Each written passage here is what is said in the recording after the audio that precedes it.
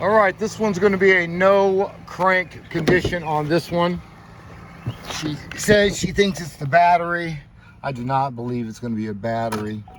You see the lights are really nice and bright. All right, so I'm ruling out the battery just by that test alone. I'm not going to go look at no headlights or anything like that because they're really bright. I should get a noise, a click or something with lights that bright. All right, so let's go straight to the starter. We're going to go ahead and keep the key in the on position for a little bit. We're going to use the power probe today. We're going to use the power probe. Power probe 4. I'm going to go ahead and hook on to that starter wire, that little skinny wire on the starter. I'm going to hook onto that with the pinch tool, and we'll get back and we'll do the test. All right, it's going to be the purple wire on this car. I don't even know what kind of car this is. It's a Pontiac. Something. I don't know. We'll look later. All right, I got the pinch tool on it. So I'm going to use my power probe. Get down there on the other end of that power probe and just supply voltage to that purple wire through the pinch tool. It's right there.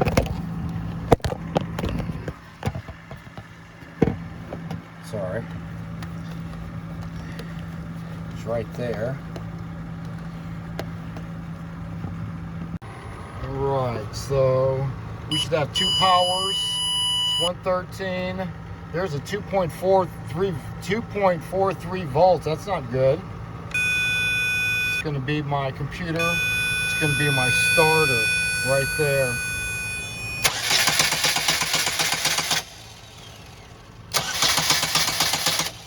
Alright, it does not start. This vehicle will not start unless you have power. Unless that relay is in there.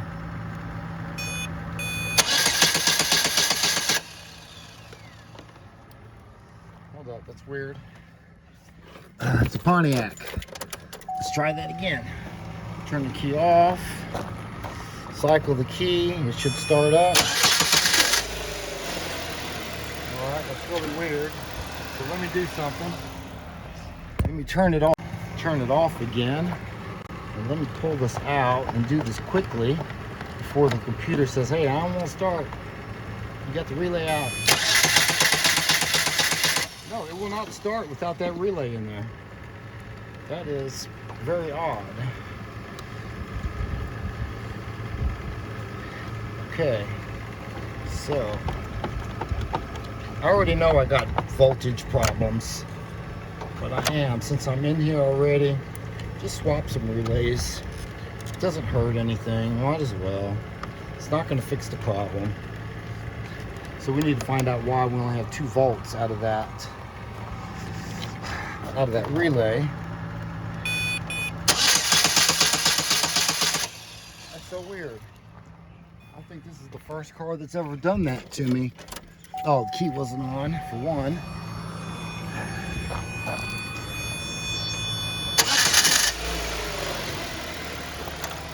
Try that test again. Let's take it out. Turn the key off. Turn it back on. See if I can crank it from here. No, it does not crank. Not without that relay in there. Well, let's go ahead and get a schematic of the cranking system. We can figure out where that. You can figure out the wiring. Well, to look at the wiring diagram and see what that the cranking system. Shadow, get back. Let's find out what the cranking system looks like on this car. It's kind of odd that I couldn't start that thing up with the relay out. So I want to know why that is. So let's pull it up. All right, it looks like we got the crank relay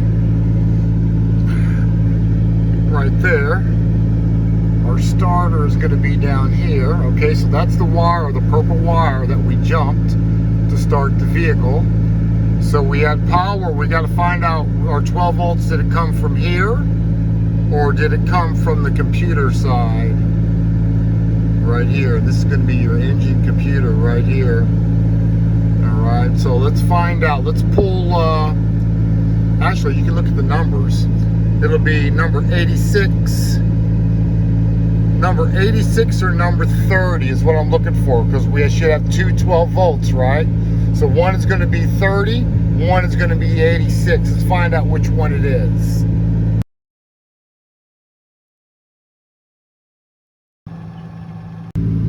Alright guys, now if you flip it like this, it's going to be this pin right over here. That pin, it's going to be 86. 86.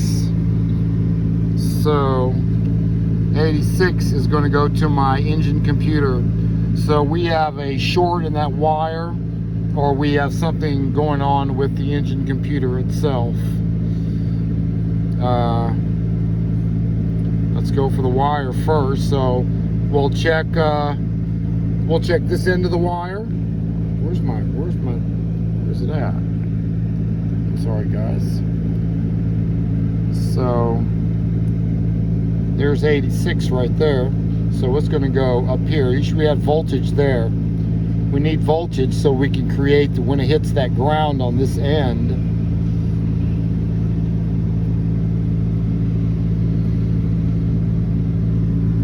When it hits the ground, G105, that would energize and that would close that door. It will close it so you can start the starter. That's how that works, right? So we need to find out why we only have 2 volts coming out of that relay. It's going to be a pink and white wire. I think that's pink and purple and white wire. That's a U. Purple and white wire. Coming from the engine computer at it says 32. I'll get another schematic to verify that. X1, connector 1, I believe. I don't know.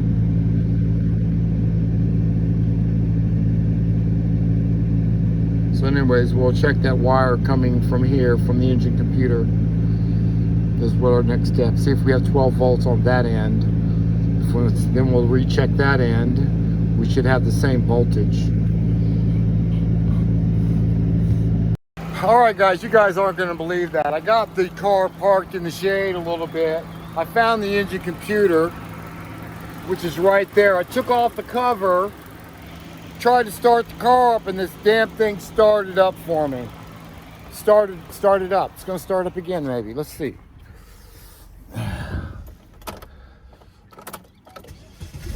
Starts up.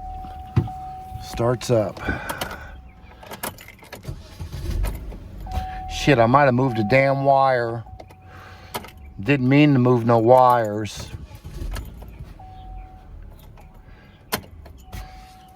Bastard. All right, let's check that voltage on that relay again. Man, that's crazy. Shit. I just brought her out here, and before I got too deep, I started talking about, you know, my fee for this. So, wow, it's crazy. So let's get this hooked up. You guys aren't, and another thing, I don't even have the relay plugged in. I don't even have the relay plugged in, guys. It's laying right there. It's laying right there. It's not even plugged in.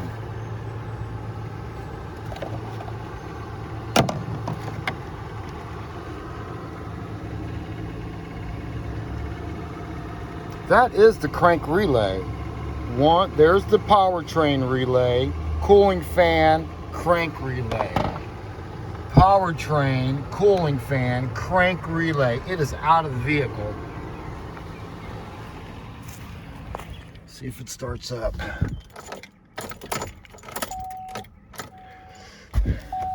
Wait, did I just pull that out?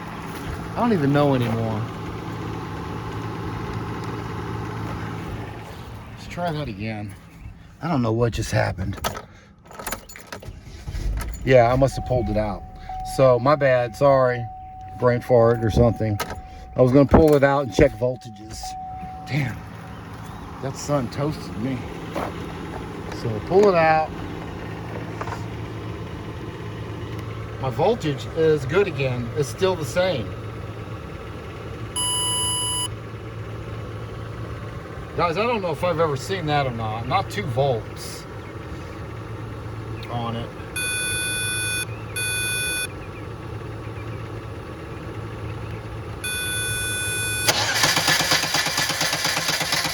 And I've always been able to start the car like this.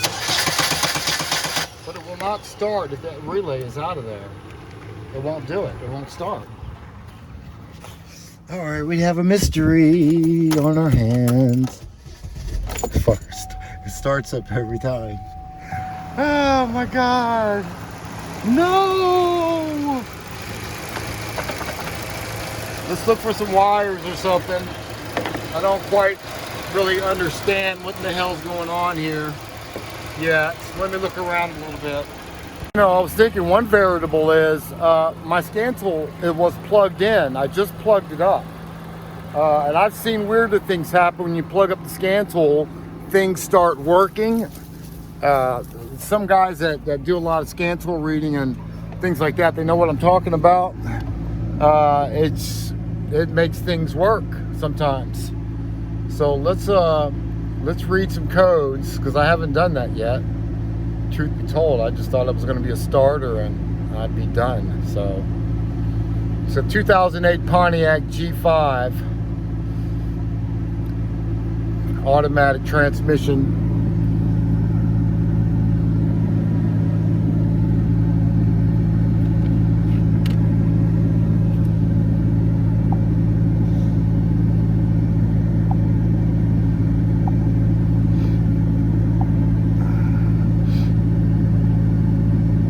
Starter relay control circuit. I mean, I pulled out the relay several times already. So we'll just have to read again. Let's go to the body control module. See if there's anything in there. The turn signal, clear those codes too. Not worried about a turn signal today. My job is the starting circuit. So guys, what are you gonna do on a situation like this? Check some wires, check around for some wires, unplug the PCM, plug it back up, maybe lift up the, I don't want to do that, but I might have to. Lift up that fuse box and look for, you know, crusties in there. Let's see if it starts up a few more times. All right, I just started it up like 20 times. I'm at the computer right now, and I believe I found the problem. The connector was not locked in. So since I see that, and I'll look around further, guys. I'm just hoping that this was the problem. It's a possibility. Everything looks good in there. And to be honest with you, these computers suck. And that's locked in now. And I'll lock it. I'm pretty sure that was the issue, guys. But I'm gonna go ahead and take them both off. And, you know, reseat them. That looks good. It looks good. Okay. Yeah. Let's crank it up a few more times and we'll get down the road. I'm gonna look around for some wires again, but I believe I'm gonna still look around for some wires, but I believe that's gonna be the issue. Starts up.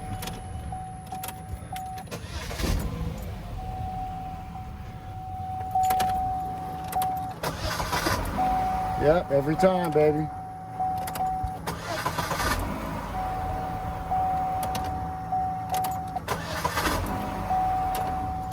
All right, I'm gonna tell her like this. I'm pretty sure that was the problem. That's what I'm gonna tell her. But I'm the next street over. I'm like a block, or less than a block from her. So if she has any problems, there's no problem. I'll be down here and try to find the original problem. But I'm pretty sure that was the problem. So let's go ahead and leave that one as it is. Don't gas test. But yeah, it was unlocked and it was half open, so bad connection. Let's start it up one more time just for GP. All right, guys, that's it. Let's talk about mobile mechanic stuff.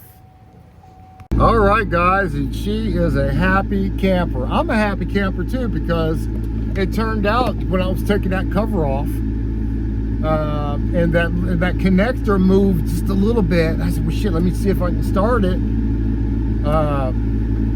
And the damn thing won't stop running now, so I'm gonna leave it alone like it is. If it turns out not to be that in a month or two, a week, whatever, I'll come out here and I'm gonna check it out again for free. But I'm pretty sure that was it, because that connector did move a little bit, and it was on the starting circuit connector. There's like 2 connectors on that ECM, so it just probably was just, you know, half a millimeter from connecting. A nanite. I don't know. So, because that's all I bumped it. Anyways, we're gonna leave that one alone, guys. So right now, she started, she's happy. It's the bottom line. And I think I can get on to the next one with some comfort that one's not gonna break down again. But we will find out. I will let you know if she calls me back. We'll do a round 2 if necessary, which I don't think it will be. So let's get to the next one. This is number 3 or 4 today. I think we're gonna go do an alternator now. Nissan. All right, guys, I guess the main things that I want to get out there today is, you know, don't drop your phone, because they will break all the time. All right. I know I buy at least 3 phones a year, iPhones a year, or get them 3 times fixed a year. It's crazy. I'm so rough with phones. So I guess the things I want to get out to you today is, you know, be fair, be honest, always do what you say. If you say you're going to be there, stay true to your words and be there. That's probably the most important, well, one of the most important. Be there. If you say you're going to be there, all right? Man of your word, because that's going to take you on to the next level, where your phone is ringing and ringing, all right? And you're making money and you're happy and you don't have to work 40 hours a week. So always do what you say. If you're new,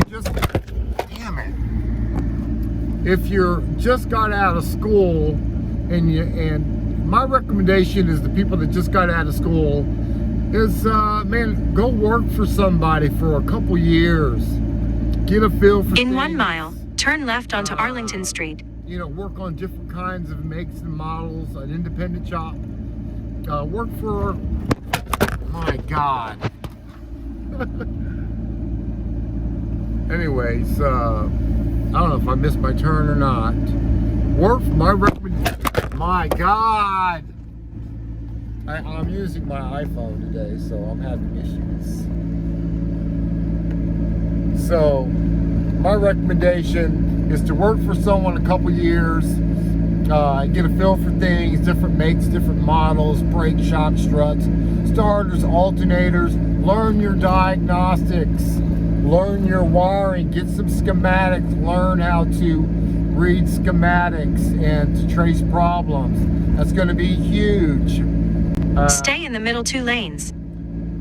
Especially, it's going to be huge, especially we're coming out with all these electric vehicles. So you're going to have to stay up on your electric if you want to continue on in the years to come. And once you start making some good money, first you want to save. Another thing important is you want to keep money aside. I know you probably got family, girlfriend, you're spending money. Try not to spend so much money. It's important to save money when you're doing this so you can do things. You know, buy your little project car, you know, pay your bills, and do that. And once you start stacking and then buying parts, because you don't want your customers to buy parts. We talked about that on that previous video. Being a mobile mechanic, part 1, I think. So you can buy parts, and that way you're efficient and you're speedy. Because right now I just picked up an alternator. It was close to where I was at. Picked up the alternator. I told him, man, I'm on my way.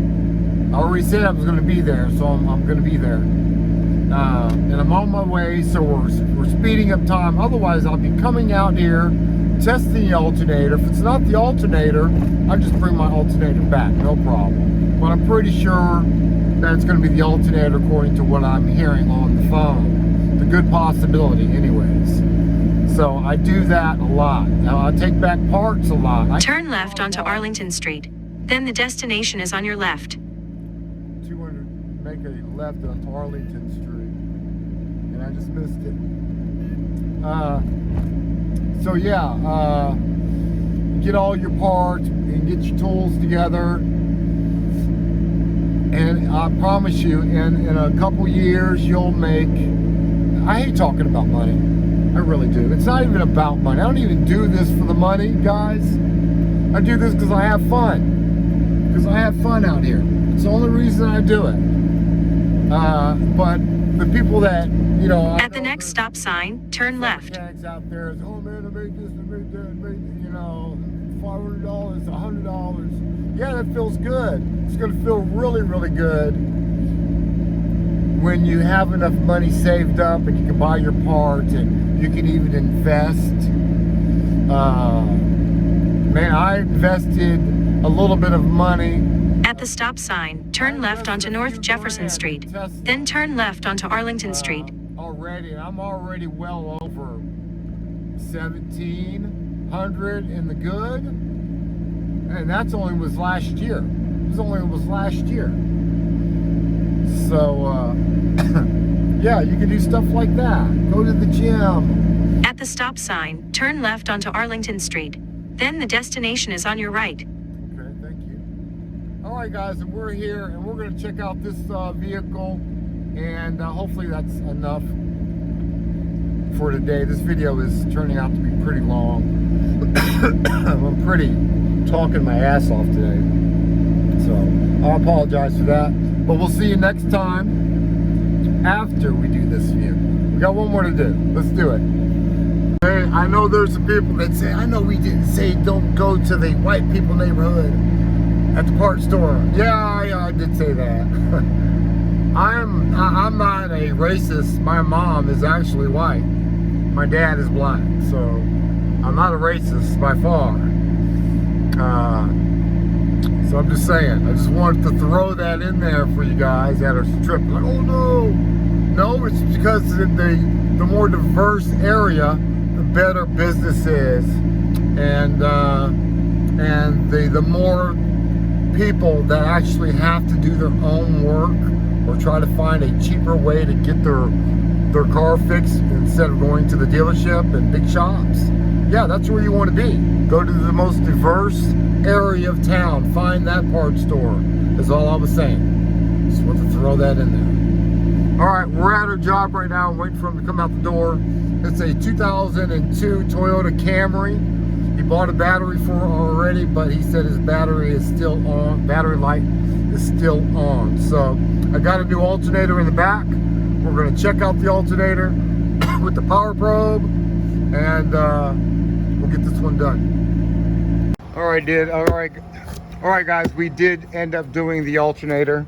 We did our voltage checks at the 12 volt lead going to the terminal. We unplugged the regulator. We checked voltages inside the plug, as you should do.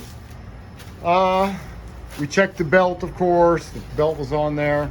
The brake, the battery light was on. Verified alternator issue. So we got it running. It's charging at 14.9 volts. And guys, that is it for today. I hope you enjoyed the video. Like or subscribe, and ask me some questions, or what do you want on the next video, and I'll try to put it on there. All right, guys, that's it. That's me, AC Wacy Shadow Wado. Peace. I got dirty. All right, guys, what I usually say when I buy parts, I usually say, send me your email address, or I'll do it right here, and I'll send you an invoice in the mail. It's how I do it. And I say your part store is now O'Reilly's Auto Parts, because that's who I shop with. You have a lifetime warranty on that part. If I'm not with you, if you're in California or Texas and I'm not with you, you know it's under my name. O'Reilly's Auto Parts is your part store, and I leave it like that. And I usually just send them an invoice, and that way they have a receipt and I have the customer's name and everything in the computer. That's how we do it. All right, guys.